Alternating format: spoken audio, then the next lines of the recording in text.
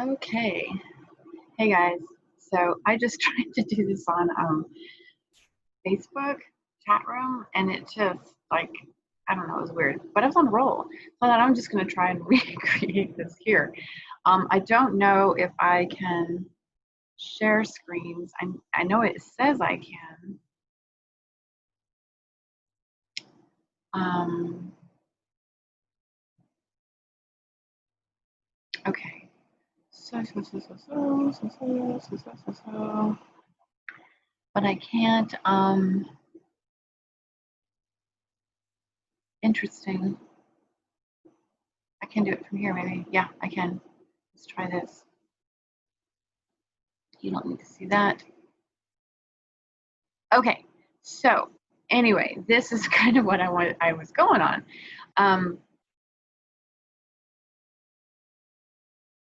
I'm not going to try to remember everything. I know what I was talking about. So at any rate, on Wednesday, I was noticing there was an awful lot of activity, protesting going on in the UK with regards to vaccines and in particular individuals. And it just got me to thinking. My mind just kind of like starts going, because I did a program called Breaking the Cycle of Disease Management back in 2016, which, by the way, you're welcome to.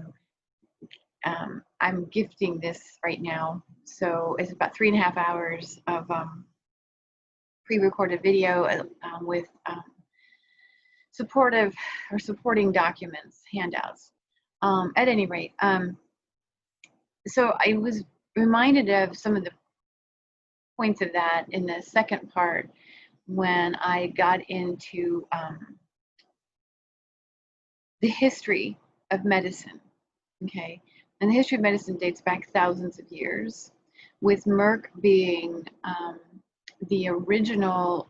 It was originally an apothecary in Germany, and they became well versed in extracting alkaloids from various plants for analgesic purposes. Now, here's what's interesting. Not that one. What is going on here? Not that one. We'll get to that one here shortly. Let's try this one. This is the United Nations. Okay. So, you know, what you can see here is this is all about Merck, the extraction of opium alkaloids, and it gets into the Merck process. The opium is exhausted. I mean, and so they do this with cold water and result in liquor, all for the purpose of producing morphine. Schweitzer merely describes the Robertson-Gregory process of treatment of the morphine of the mother liquors by acetylation and diacetylmorphine, and saponification of the latter after purification. So this is basically just talking about how we have been able to understand the extraction for heroin, okay? But again, heroin, morphine, codeine, it all comes from the same type of extraction process. That said, I kept doing I already know this, but like I said, I produced this program 4 years ago, and when it comes to nature, everything is organic, and so is science at this point. We are studying so much when it comes to nature. And and as we can see here, the forensic pharmacology and toxicology, this one shows that the first synthetic drug was chloral hydrate and was discovered in 1869. This is significant because this is part of my line of questioning, which is, although I was aware that salicylic acid had been originally identified back in I think it was the 17th and 18th century, right around in there. It was Bayer, which was a chemical company that actually produced the first buffered aspirin, because salicylic acid on its own was very upsetting to the stomach. So that said, but you can also see chloral hydrate was discovered in 1869 with a synthetic drug. And then what's more important is the birth of organic chemistry came about in the latter portion of the 19th century, when an organic chemist was able to combine two inorganic compounds and produce urea, which is an organic compound that the human body makes. So voila, we have organic chemistry. But at no point in time do I feel like science and medicine really, I think we've crossed the line, okay? And at the same time, I understand the placement of science in the medical world. I know that sounds very strange when it comes to somebody who works with natural. I mean, but just so if you're new to me, pharmacology is my background, and I have a great respect for that field. And there's a good purpose for vaccinations as well as pharmaceuticals, and we'll get into that here in a little bit. But that said, and I have obviously have a great deal of respect for the natural world. But the challenge that we face is that we don't live we live in an organic world, okay? And plants, we cannot control the environment. We don't have any control over the temperatures, water supply, nutrients. You know, we do the best we can to feed them appropriately. Wind, there's a number of factors, light. So that said, the quality control kind of goes out the window when it comes to natural remedies. Therefore, the pharmaceuticals make a great deal of sense because they are, in fact, produced. And so we can guarantee the quantity of active ingredients, is how I want to say that. But like I said, so it's the environment that we have control over, okay? So there's a few more things that I want to say along those lines, but I wanted to cover a couple of more things here, because yes, if you're actually looking at this, the first pharmaceutical companies were spin-offs from the textiles and synthetic dye industry, and owe much to the rich source of organic chemicals derived from the distillation of coal and tar. See, there you have it, okay? So,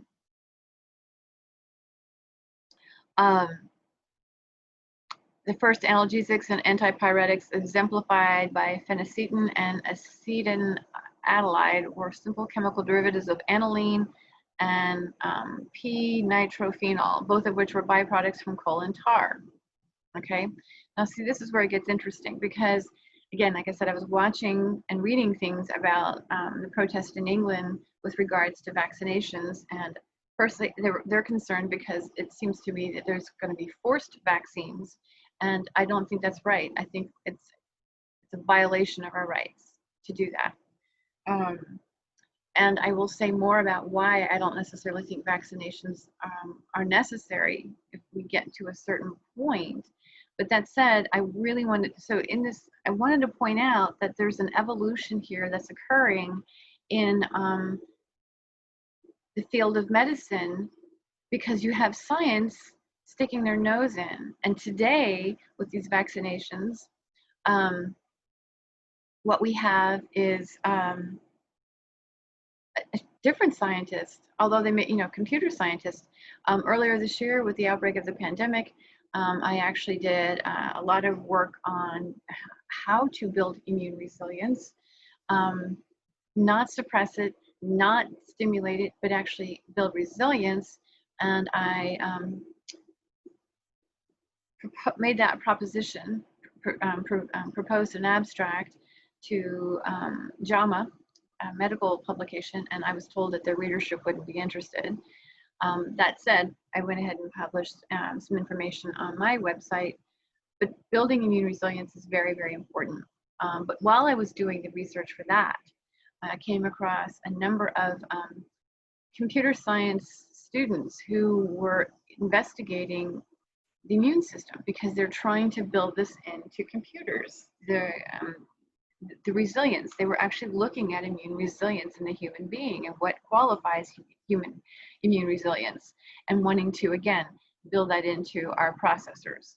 So I found that very interesting. So therefore I say we've crossed the line when it comes to now you've got computer scientists getting involved with human health. But before I get that far ahead of myself, let's take a look at here. This is a medication called Salvarsan, I was looking for vaccination type medications, and this is one of the first ones that was developed in 1910. It's an anti-syphilitic because of the extensive the public health threat that syphilis was posing at that time, and apparently they equal it to a current, recent HIV infections over the decades. But the thing that got my attention was that Ehrlich was fascinated that aniline, which we just heard in the last document, and other newly available synthetic dyes could be used to stain specific microbes. This early passion led him to predict that chemists would be able to create magic bullets, agents that would be able to exert their full action exclusively on the parasite harbored within the organism. So now you have a crossover, okay? And again, I get it, okay? When you have an uncontrollable environment, these microbes will go rampant, okay? At the turn of this 20th century, cleanliness was not exactly something that we promoted all that much. It's interesting, in the Brave New World, they talk about cleanliness or civilization is civilization is sterilization, was the line that got my attention. And saw people, at that time being very uncivilized in their behaviors, and so there was this desire to try and control. And look, again, with the medications, I get it. We can't just let people die if we can help them, okay? So I'm not here to badmouth medications. I'm here to kind of create a parallel and begin to improve the way we hopefully inspire different thought process. I want to say it that way, around what we're doing for our health, okay? So that said, when you have this is one of the things that we get so excited about stuff that I think sometimes the forethought kind of vanishes. And in this case, we don't realize, we can see the specific action that these chemicals could do to microbes, okay? But we couldn't foresee the potential damage. I mean, we see it all the time, you guys. I mean, look at it this way, Zantac. 6 years ago, I really got involved with working with autism, and I had one of my little guys was placed on Zantac, believe it or not, at the age of 6. And today it's being called off the market. So we're releasing these things because of the excitement for the potential that it has, but we're not aware of what it's ultimately going to trigger or potentially could trigger in the body, the long-term effects. And this is something I talk an awful lot about. It's like the short-term benefit versus the long-term result, okay? So although we have we're well-intentioned, there is the long-term result.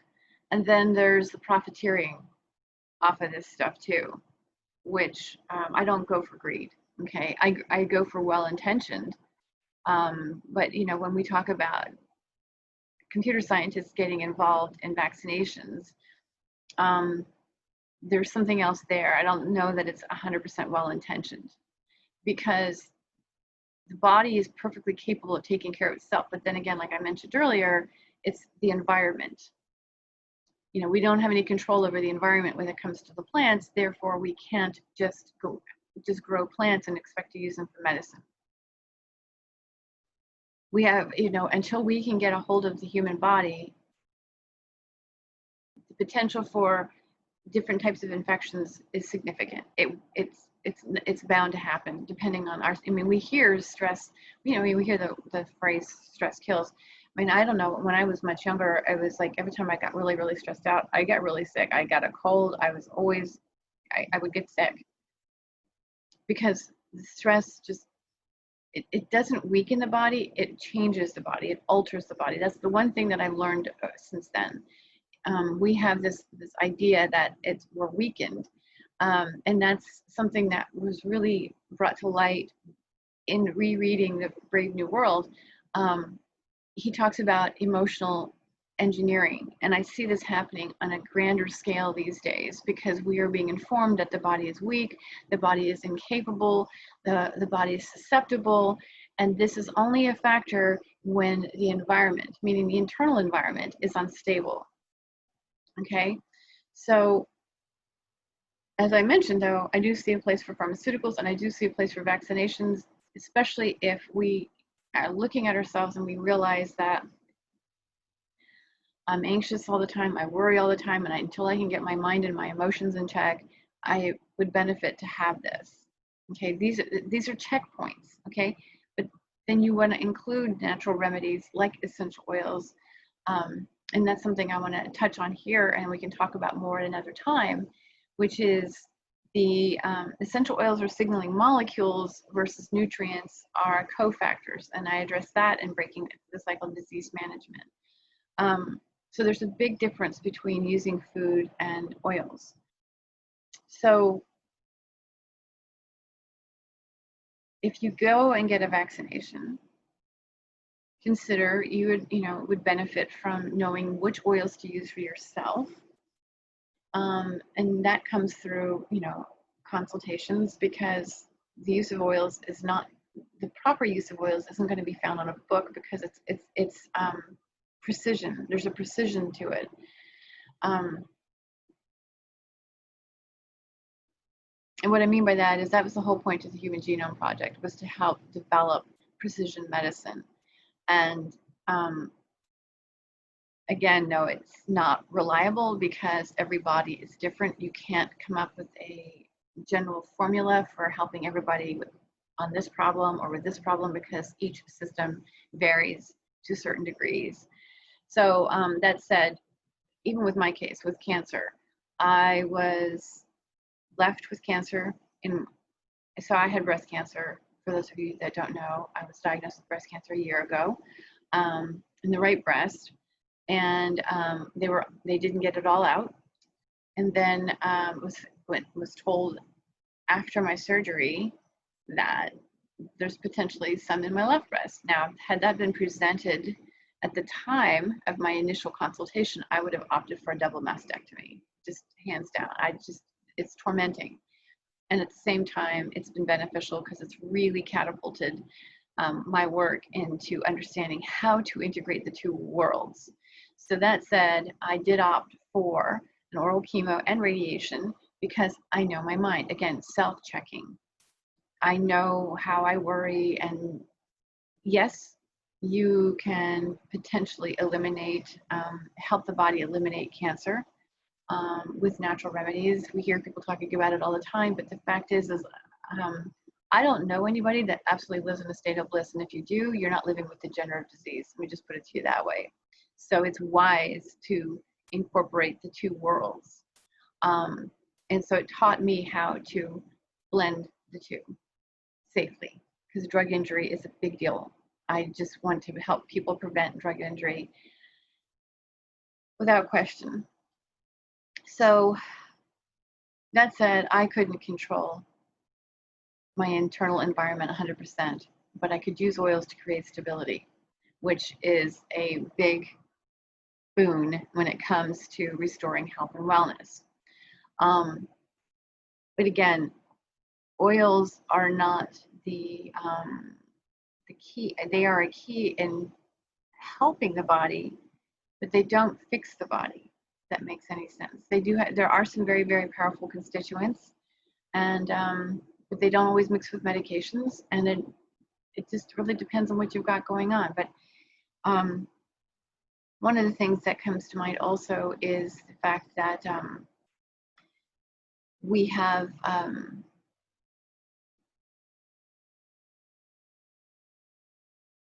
big push for antioxidants, and but oxidative stress has a purpose. It actually is a form of protection. And I mean, a good example that comes to mind is hydrogen peroxide. It's a reactive oxygen species that is produced when nitric oxide synthase genetic genes are, or the genetic complex is actually altered a bit for specific reasons. We don't need to get into all that specific reasons right here, right now, but just know that hydrogen peroxide is a reactive oxygen species, aka oxidative stress, that, it's involved with graying. You know, it's also produced when we cut ourselves. It's one of the first chemicals released when we are cutting when we cut ourselves, because it's helping to cleanse, flush the wound. Okay. But again, we can also see that a lot of people have issues around nitric oxide synthase with the increasing number of prematurely gray young people. Okay, so then you're going to say, well, see, we don't need all that. Well, you're right. I mean, that's a sign that we're overproducing it.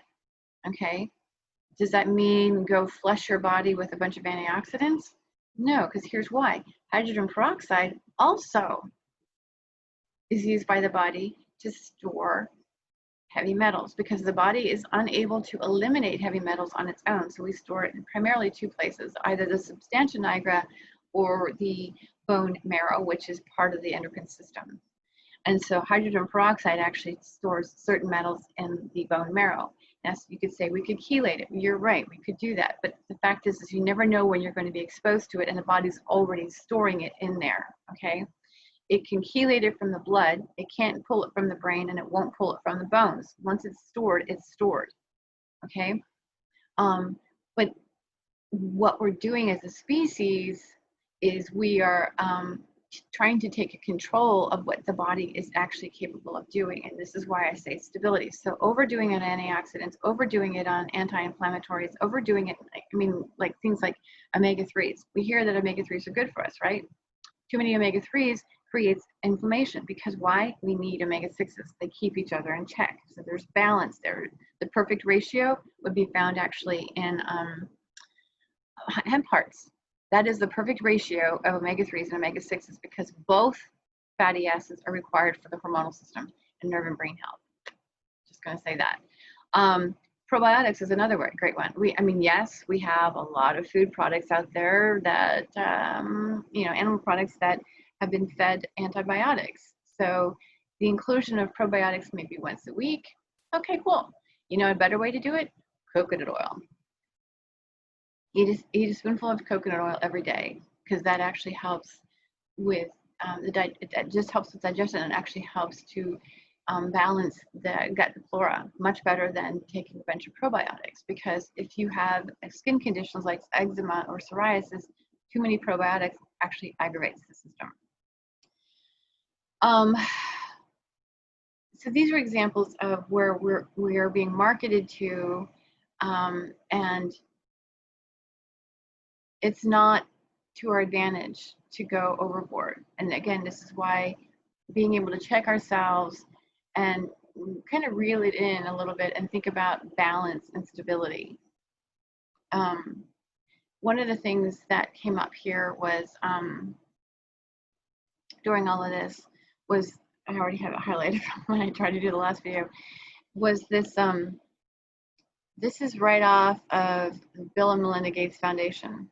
Global health leaders launch decade of vaccine collaboration. And what's written there, what's highlighted there is the collaboration follows the January 2010 call by Bill and Melinda Gates for the next 10 years to be the decade of vaccines. Now, this was disturbing, since I heard him talk 5 years ago in Canada, and basically kind of showing the same images that we were seeing earlier this year with Navy hospital ships, and just all the various images that we've seen around this pandemic. And his claim was that the next big war we're going to face is going to be against viruses. And he was emotionally engineering the people he was speaking to, and he's still doing it, getting them to kind of go, oh yeah, we need to go get these vaccines. But again, if you, hit it hard in the sense that you're using oils every day, and you're being very specific in your nutrition. And again, this is a lot of what I go into when breaking the cycle of disease management.